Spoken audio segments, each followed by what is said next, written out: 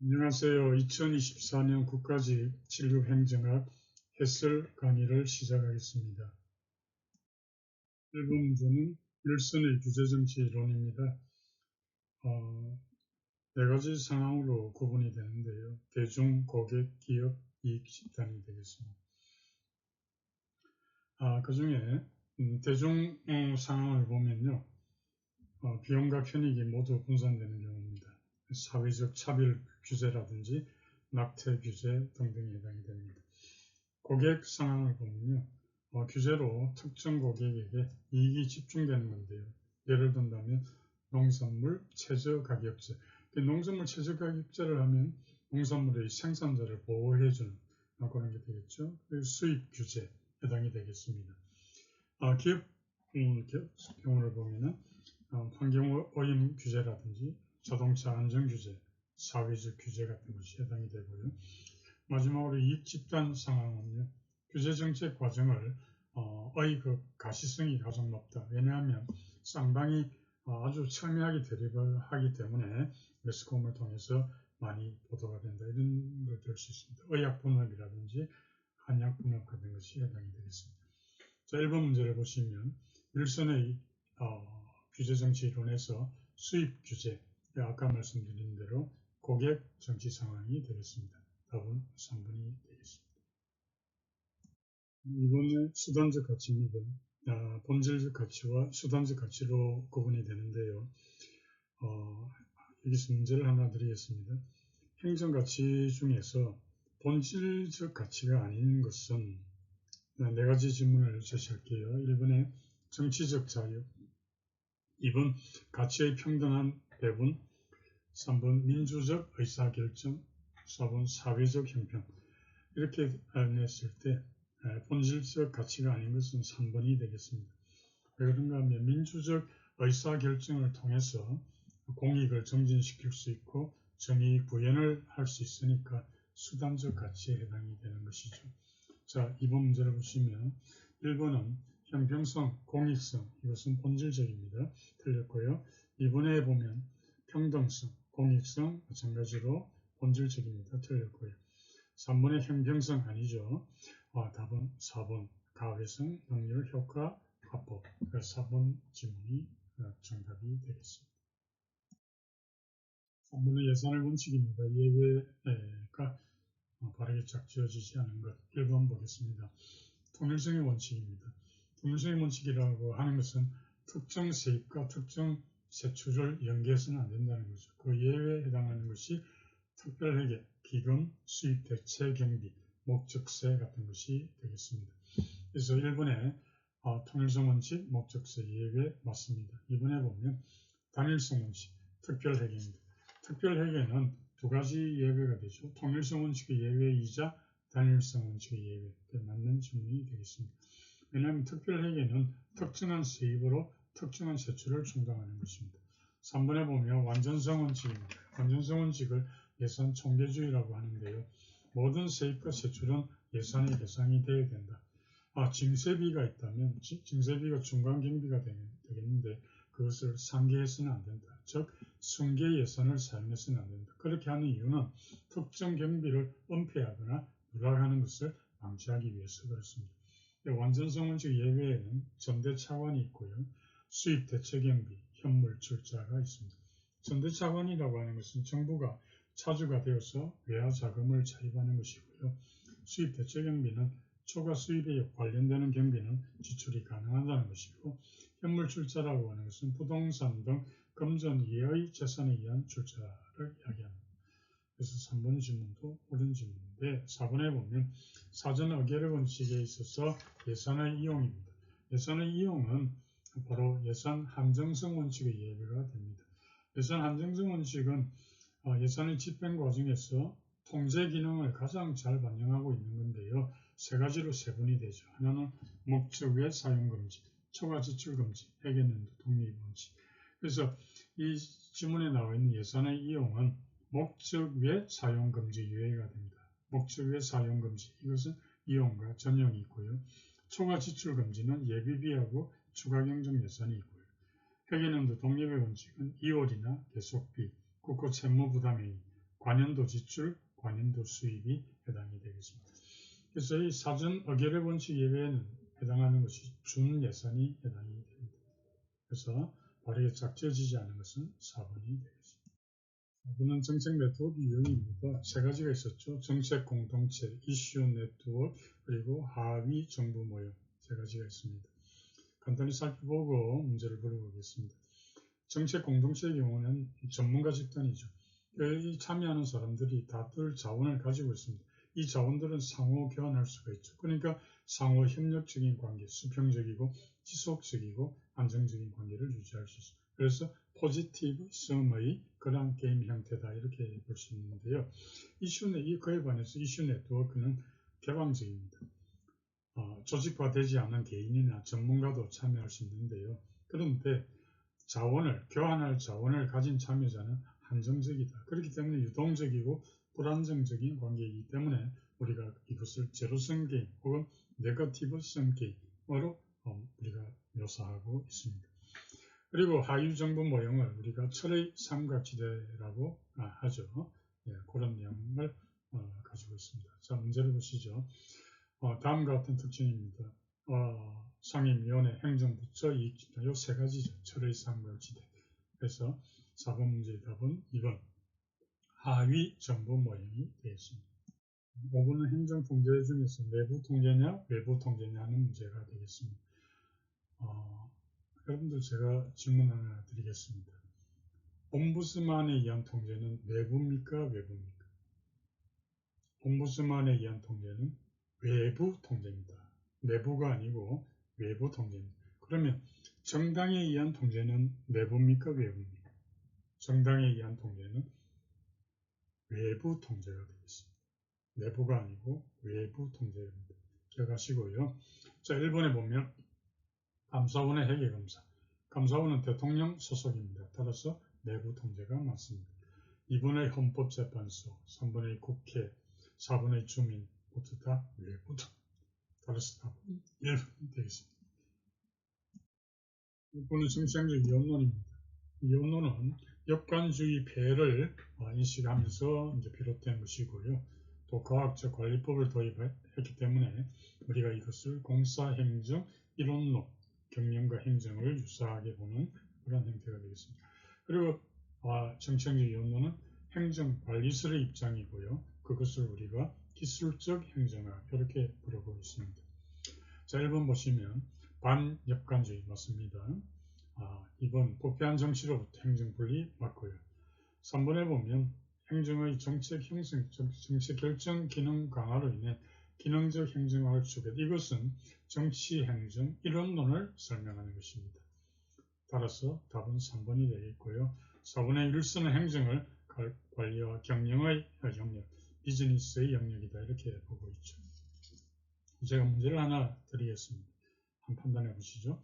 행정의 파급 효과는 정치적인 요소를 내포한다.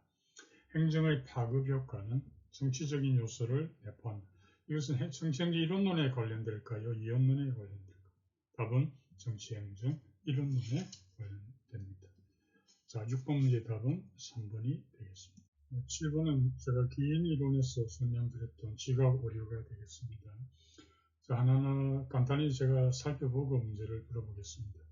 후광 효과라는 게 있는데요. 이걸 연쇄 효과라고도 합니다. 어떤 대상으로부터 여러분이 어떤 일부 정보를 얻게 되면 그것이 다른 부분의 정보를 해석할 때 영향을 미치는 걸 이야기하고요. 투사라고 하는 건 뭐냐면 만약에 내가 이기적이라고 한다면 다른 사람도 이기적일 거야 라는 것이 투사가 됩니다. 즉 자기에게 속하는 특성을 타인에게 전가하려고 하는 경향을 투사라고 합니다. 기대성 착오가 있는데요. 이것은 뭔가 하면 어떤 사건이 발생할 거냐 말 거냐에 대해서 미리 자기가 가진 기대에 따라서 어떤 사실을 지각을 해서 생기는 오류다. 이것을 우리가 자기 완성적 예언 이렇게도 부르고 있습니다. 참고하시고요. 그 다음에 대조효과 혹은 대비효과라는 게 있는데 이것은 뭐냐면 두 자극이 서로 매우 다를 경우에 대비효과가 더욱더 두드러집니다. 어떤 차를 구입하려고 할 때 보급형 차를 먼저 보느냐 아니면 고급차를 먼저 보느냐. 바꾸고 말해서 고급차를 먼저 보느냐, 그 후에 보급차를 먼저 보느냐에 따라서 달라지는 것을 대조 효과, 대비 효과라고 합니다. 7번 문제 보시면 공격적인 성격의 소유자는 다른 사람도 공격적이다. 이것은 투사. 아까 제가 그랬죠. 내가 이기적이면 다른 사람도 이기적일 거야. 답은 2번이 되겠습니다. 8번은 신공공관리론입니다. 신공공관리론은 잘 아시겠지만 신관리주의 플러스 시장주의가 되겠습니다. 신관리주의 플러스 시장. 신관리주의에 해당되는 게 민간 경영 기법의 도입 같은 거죠.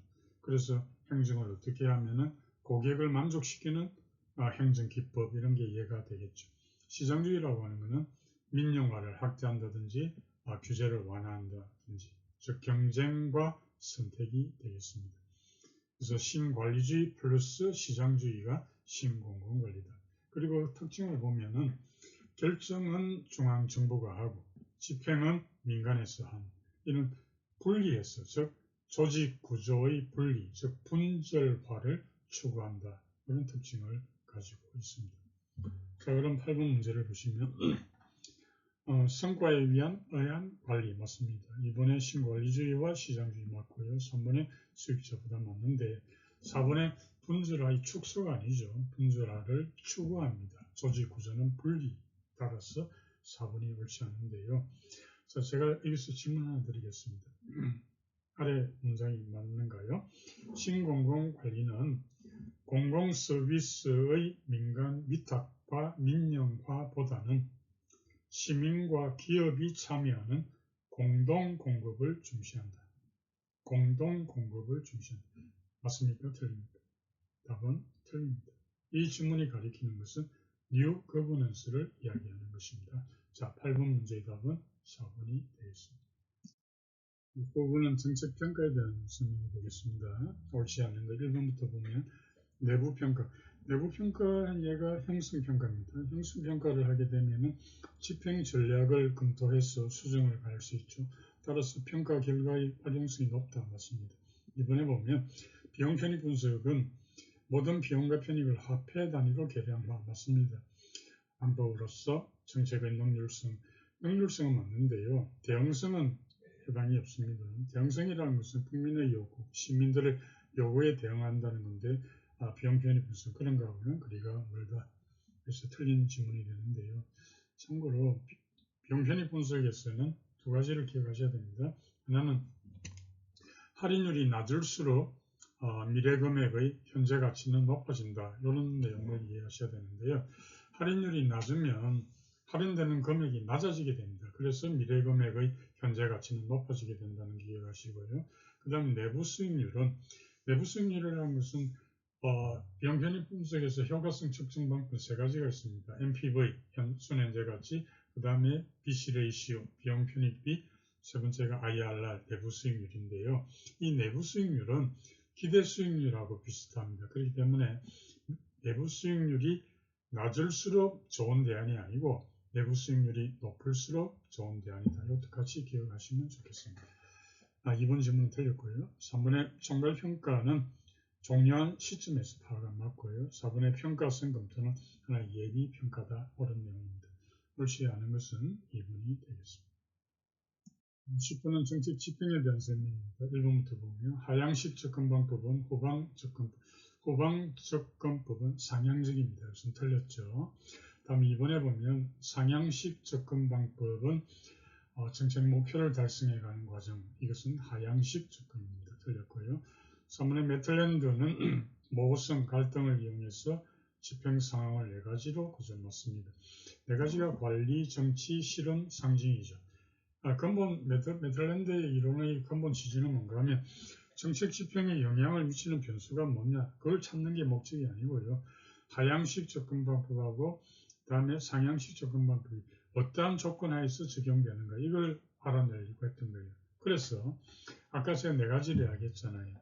관리적 집행하고 정치적 집행에서는 하향식 집행, 그 다음에 실험적 집행하고 상징적 집행에서는 상향식 접근법이 적용된다. 이것도 같이 이해하시면 되겠습니다. 그래서 3번 질문 옳은 내용이 되겠고요. 4번에 보면 관리적 기업가용. 관리적 기업가용은 뭐냐면 집행자가 정책 목표를 결정하는 거예요. 그리고는 결정자를 설득하는 거니까 4번 질문은 틀린 내용이 되겠습니다. 답은 3번이 되겠습니다. 11번 체제 이론의 세션은 개방체제입니다. 1번부터 보면 유일 최선의 방법은 없고 다양한 방법이 존재한다. 이게 바로 등종국성이라고 합니다. 투입 자원하고 전환 과정을 달리 하더라도 동일한 최종 상태에 도달할 수 있다. 등종국성이라고 하죠. 맞죠? 이번에 보면 다양하게 분화될 것을 요구한다. 그렇습니다. 환경의 변화에 맞추는 거죠. 3번에 보면 소멸 가능성 관계 틀린 질문이 되겠습니다. 우리가 부의 엔트로피라고 하는데 칩을 그대로 두면 먼지가 쌓이고 낡아 노후하게 되는데 이것을 엔트로피라 그래요. 소멸하는 걸 말해요. 그런데 개방체제는 부의 엔트로피입니다. 따라서 소멸 가능성이 아니고 소멸을 막아주는, 따라서 3번이 옳지 않고요. 4번의 환경하고 상호작용 같습니다. 그리고 개방체제는 또 하나 특징이 항상성이라는 게 있죠. 항상성이라고 하는 것은 안정된 상태를 유지하려고 자기 스스로를 규제하는 건데, 예를 들어 몸에 산소가 부족하면 우리가 잦은 호흡을 하지 않습니까? 그런 게 항상성에 해당이 되겠습니다. 옳지 않은 것은 답은 3번이 되겠습니다. 12번은 정책결정 모형입니다. 1번 보면 사이버네틱스 모형. 사이버네틱스 모형은 우리가 인공도내학이라고 그러죠. 그러니까 활류를 통해서 자신의 행동을 스스로 조정하는, 이것을 우리가 시행착오적인 학습이라 그래요. 혹은 도구적 학습이라고 그럽니다. 도구적 학습은 무엇과 대비되는가 하면 합리 모형에서 이야기하는 인과적 학습하고 대비됩니다. 이렇게 기억하셔야 됩니다. 도구적 학습이 있는가 하면 인과적 학습이 있다. 그래서 이 사이버네틱스 모형은 비목적적인 적응입니다. 맞습니다. 왜 그런가 하면 목표 달성이 목적이 아니고요.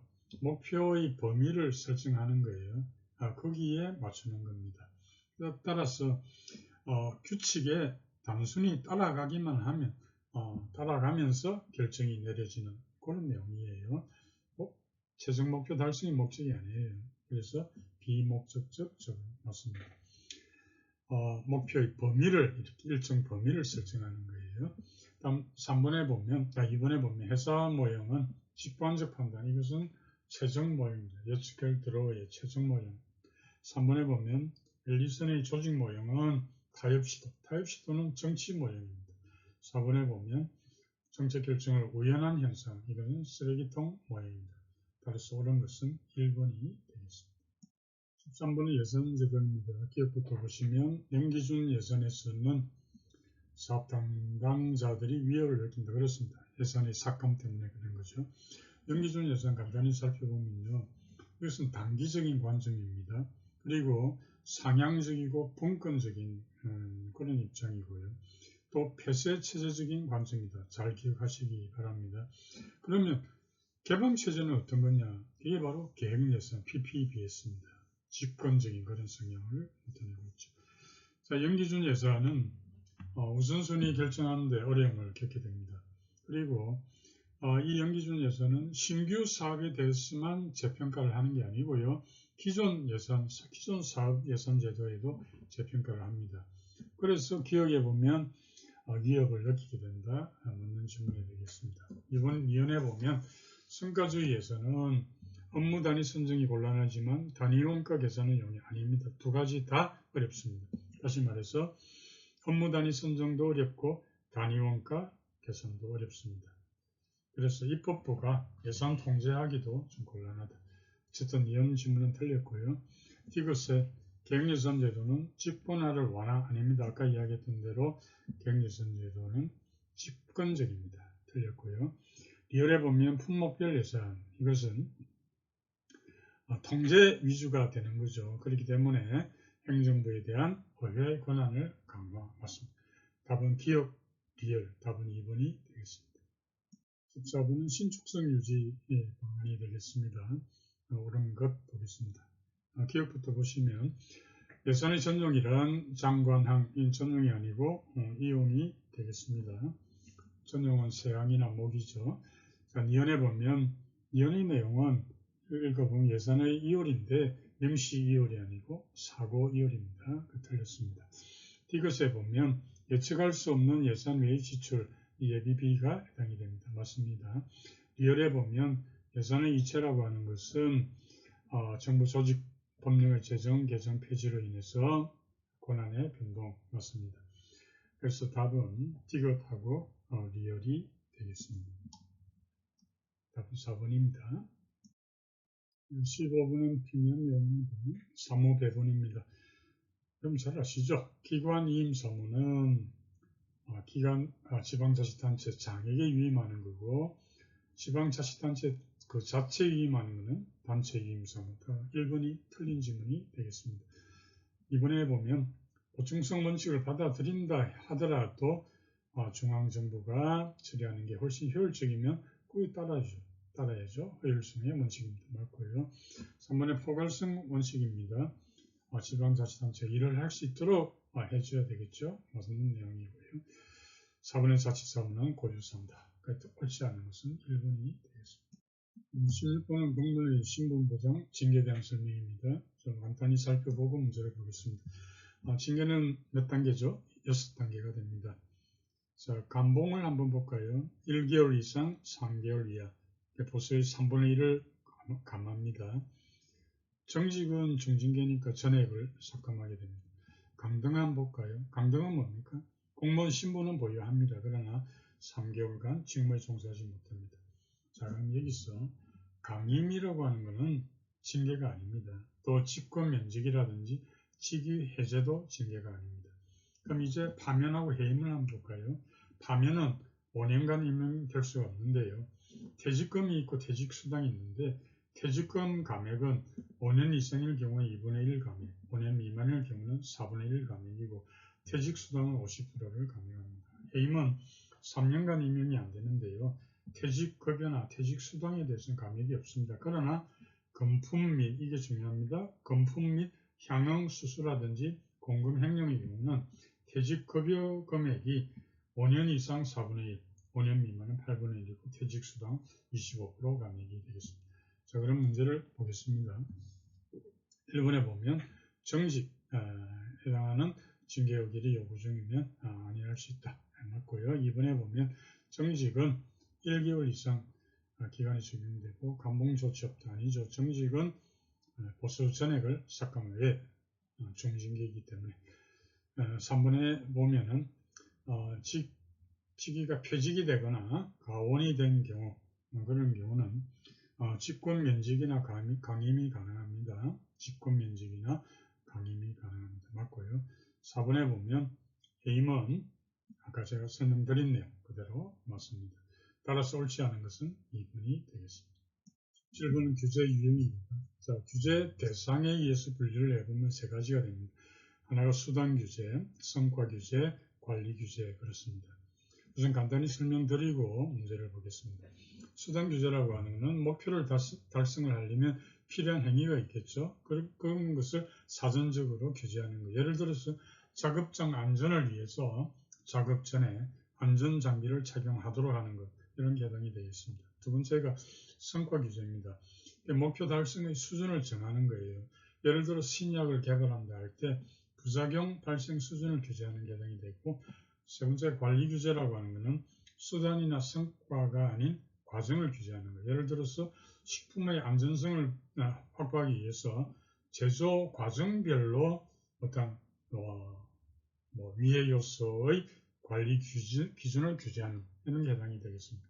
중요한 것은 관리 규제는 첫 번째 말은 수단 규제에 비해서 더 많은 자율성을 부여해준다. 이것도 같이 기억하면 되겠습니다. 자, 문제 보시면 1번에 수단 규제는 투입 규제는 관리 규제에 비해서 더 많은 자율성 아니죠. 거꾸로 되어 있죠. 관리 규제한테 더 많은 자율성을 부여합니다. 따라서 1번이 옳지 않고요. 2번에 보면 성과 규제, 아까 설명드린 내용이고 3번에 직접 규제는 정부가 합니다. 자율 규제는 민간이 합니다. 예를 들어 협회 같은 것이 해당이 되겠습니다. 그 다음에 4번에 보면 네거티브 규제가 있는데요. 네거티브 규제라고 하는 것은 금지하는 것 외에는 모두 가능합니다. 다시 말해 원칙적으로 허용하고 예외적으로 금지시키는 거예요. 거기에 비해서 포지티브 규제는 원칙적으로 다 금지해요. 근데 할 수 있는 걸 예외적으로 허용하는 거예요. 근데 4번에 보면 네거티브 규제는 포지티브보다 자율성을 보장해 준다. 그렇습니다. 원칙적으로 다 허용해 주니까. 그런 질문이고요. 옳지 않은 것은 1번이 되겠습니다. 18번은 공직자윤리법상 그 윤리 확보입니다. 자, 1번 옳지 않은 것입니다. 1번 보겠습니다. 공직자윤리법의 목적은 공익과 사익의 이해충돌을 방지. 맞습니다. 국민 전체의 봉사자로서 행정의 민주성, 능률성, 확립. 민주성, 능률성하고는 관계가 없어요. 왜냐하면 윤리라고 하는 것이 민주성이나 능률성하고는 관계가 없습니다. 오히려 신뢰성이라든지 이런 게 관련되는 거죠. 따라서 민주성, 능률성이 나오니까 틀린 질문이 되겠습니다. 이번에 보면 국가는 공직자가 공직에 헌신할 수 있도록 이렇게 해야 된다. 맞고요. 3번에 퇴직공직자도 노력해야 된다. 그렇습니다. 보통 보면 퇴직공직자가 로비스트가 되는 경우가 많지 않습니까? 그런 걸 이야기하는 거예요. 4번에 보면 직무수행의 적정성 확보 맞고요. 옳지 않은 것은 1번이 되겠습니다. 19번은 국가공무원법상 공무원의 복무에 대한 설명 옳지 않은 거 1번부터 봅니다. 친절하고 공정 그렇습니다. 친절, 공정의 의무가 되겠죠. 이번에 보시면 공무원은 공무 이행을 위한 집단행위 해서는 아니 돼요. 그런데 사실상 노무에 종사하는 공무원은 예외입니다. 근데 이번 지문에 보면 주체가 사실상 노무에 종사하는 공무원 돼 있잖아요. 따라서 틀린 지문이 되겠습니다. 2번은 집단행동 금지의 의무가 되겠습니다. 3번에 보면 외국 정보로부터 영해나 정려받을 그때 허가받아야 되는 맞고요. 4번에 보면 살해, 정려 또는 형량을 받을 수 없다. 청렴의 의무가 있습니다. 따라서 옳지 않은 것은 2번이 되겠습니다. 20번 정책 의제입니다. 1번 보면 인간의 감정보다 이성에 호소하는 문제일수록 정책 의제화가 쉽다. 틀린 질문이 됩니다. 여러분들 요즘 교제 폭력 이런 문제가 폐해가 심각한데요. 예를 들어서 교제 폭력의 피해자의 어머니가 TV 화면에 나와서 눈물로 그 어려움을 호소하는 그런 내용을 TV 화면에서 보면 사람들이 그 감정이 상당히 격해져서 정부에 대해서 이 문제를 빨리 해결하라는 요구를 하게 됩니다. 즉 그 말은 이성적인 측면보다 감정에 호소할 때 정책 의제화가 쉽다 이렇게 볼 수 있는 거죠. 따라서 1번 질문을 보면 이성적 측면에 호소할 때 의제화가 쉽다 했으면 틀린 질문이 되겠습니다. 2번 보시면 외부 주도형 선진국에 해당되는 맞습니다. 3번에 보면 공식적인 의사결정을 해서 심각하게 해결을 고려한다. 맞습니다. 이게 정보 의제고요. 4번에 무의사결정론 바흐라크와 바라츠 가장 직접적인 수단 폭력 맞습니다. 옳지 않은 것은 1번이 되겠습니다. 21번은 실적주의입니다. 실적주의라는 것은 개인의 능력 그리고 개인의 자격에 기초한 그런 게 제도가 실적주의가 되는데요. 장단점을 보면 장점은 우선 직업 공무원제 확립에 기여할 수가 있는데 단점으로서는 신분이 보상이 되니까 관료들이 특권의식을 갖게 되는 거예요. 그것은 일반 민중들의 민주적 통제를 하기에 어려움을 가져오게 됩니다. 자, 문제를 보시면 1번의 공직 취임에 대한 기획인도 맞습니다. 그리고 행정의 능률성도 제고하고요. 공정성, 안정성 확보도 맞는데 4번에 보면 제가 그랬죠. 민주적 통제는 더 어려워진다. 답은 4번이 되겠습니다. 21번은 직업 공무원제가 되겠습니다. 그래서 1번에 보면 공직에 대한 자부심 맞죠. 이번엔 젊은 인재를 임용해서 장기간 근무 맞습니다. 3번에 보면 외부 환경에 대한 적극적 대응, 새로운 지식들, 곤란하죠. 우리가 철밥통이라고 하는데 폐쇄적 임용을 하지 않습니까?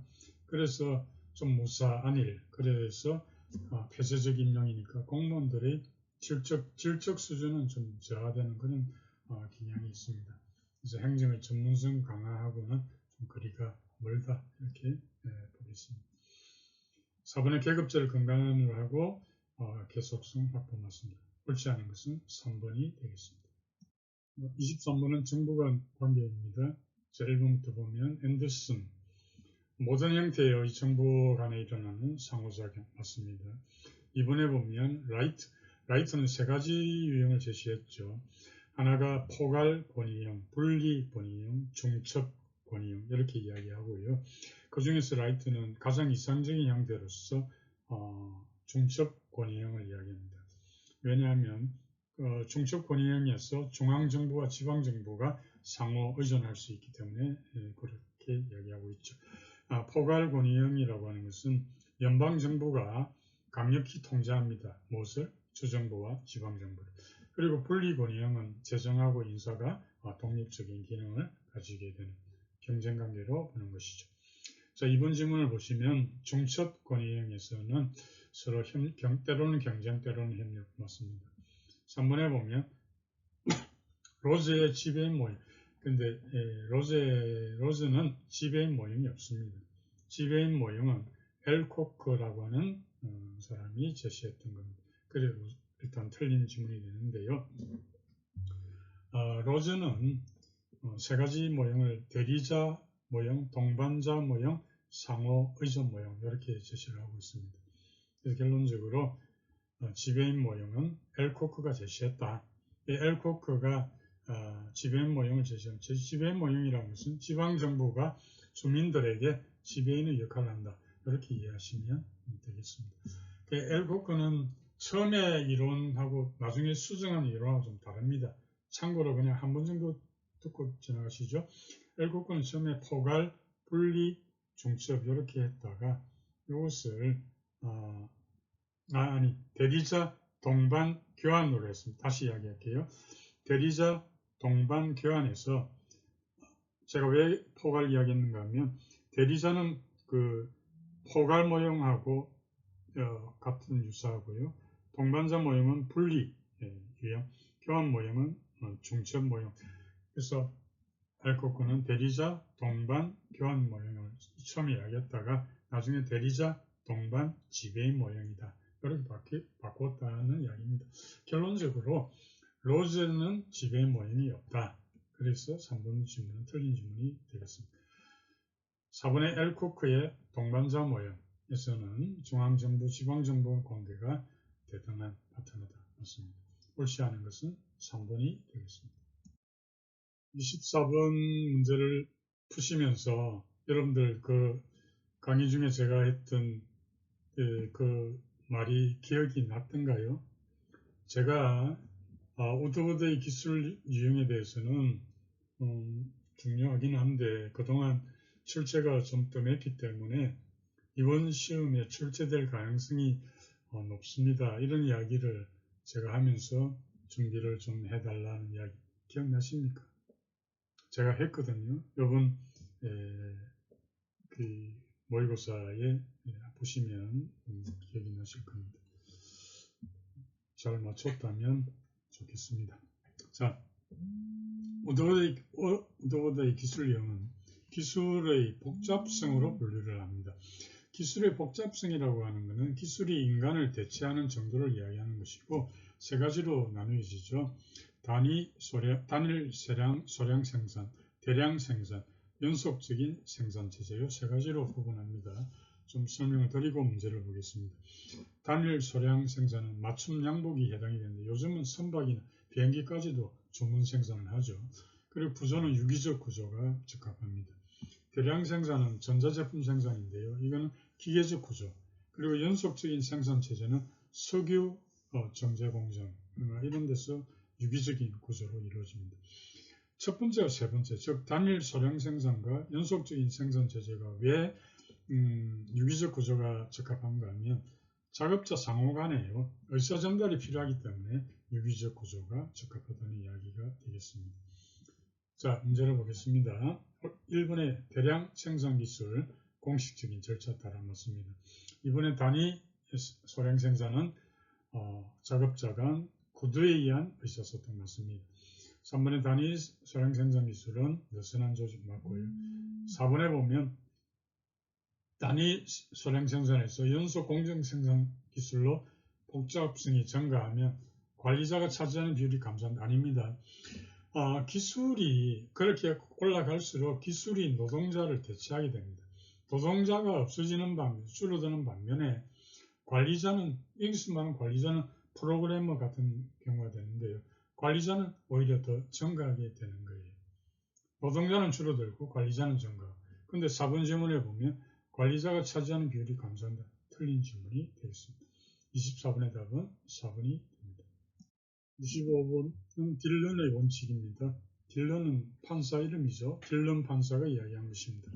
그 딜런의 원칙은 지방정부는 주정부의 창조물이다. 그래서 지방정부는 주가 부여한 권한만 행사할 수 있다. 이렇게 되고요. 그래서 1번에 보시면 지방정부의 절대적 권리를 인정하고, 아니죠. 틀린 질문입니다. 2번에 보면 지방정부는 연방 헌법이 부여한 권한만 행사할 수 아닙니다. 연방하고는 아무 관계가 없습니다. 주정부가 부여한 권한입니다. 틀린 질문이고요. 3번에 역관주의로 인해 나타난 지방정부 부패 해결 맞습니다. 4번에 보면 지역사회에서 만든 헌장안을 주민투표 아닙니다. 관계가 없습니다. 그런 것은 3번이 되겠습니다. 네, 여러분 수고 많이 하셨습니다. 25개 문제를 한번 살펴보면 제가 강의해드렸던 내용에서 벗어나는 내용을 좀 찾기가 어려웠습니다. 어쨌든 여러분들과 같이 같은 마음으로 최선을 다해서 여러분들 가는 길에 동참하도록 하겠습니다. 수고 많이 했습니다. 감사합니다.